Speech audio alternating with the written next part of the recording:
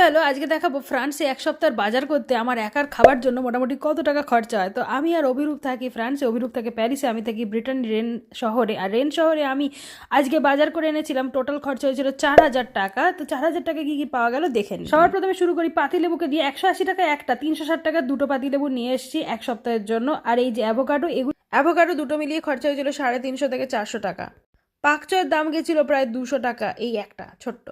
Cherry tomato পুরো প্যাকেটটার দাম আমি ঠিক মনে পড়ছে না, তবে 200 টাকা 250 টাকা তো হবেই।